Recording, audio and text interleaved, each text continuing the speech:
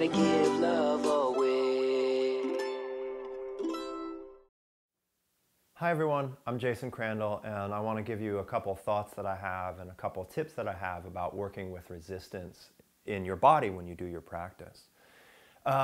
So I want to start by being a little indulgent and telling you that when I do my yoga practice, I come across various parts of my body and various muscle groups that have a lot of resistance. You know, for an everyday person, I have pretty flexible hamstrings, but for someone that has been practicing yoga very regularly as long as I still have a lot of restriction and tension in my hamstrings.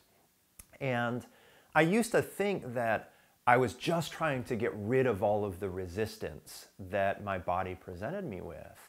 And I want to suggest that maybe that isn't the case.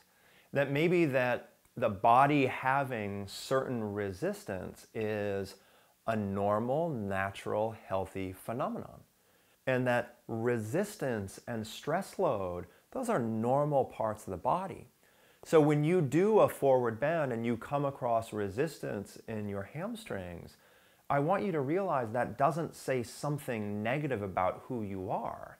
And so that's the first thing to realize is when you come across resistance in the body, do your best to not let it be a detracting statement on the essence of who you are, okay? So you got to sort of let that emotionalizing or that psychologizing of the resistance go.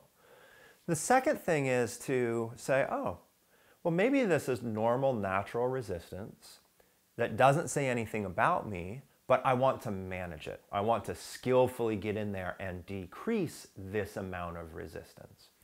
And in this situation, the first thing I would say is you want to make sure that your body has appropriate, adequate leverage for you to work with that resistance, okay? So a simple example might be if in your seated forward bends, you observe a lot of resistance in your back body, well, use a bolster or use a block or use a couple folded blankets and get your hips a little bit higher so that you have greater leverage to do the forward bend and greater leverage to manage that resistance that's pushing back against you. One of the great ways of working with resistance that I find is to do a pose and come into the resistance and then pause for a moment and actually back off of that resistance a little bit, sort of back off the intensity and just take a couple breaths there and then go more deeply into the resistance again.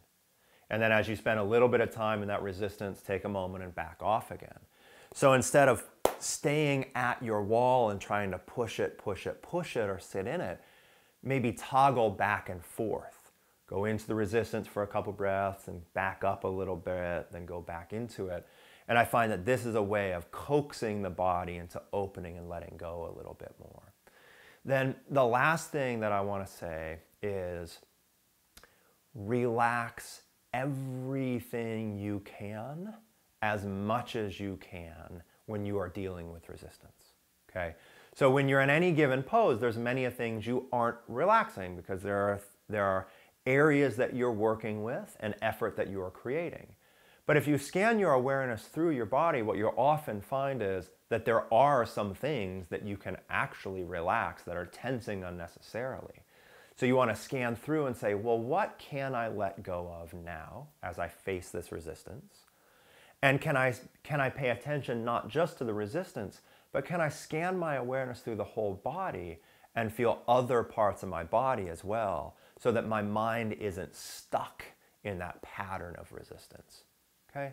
So I'm hopeful that these tips and these thoughts will help you work with some of the resistance and challenge that will, of course, arise. Thank you.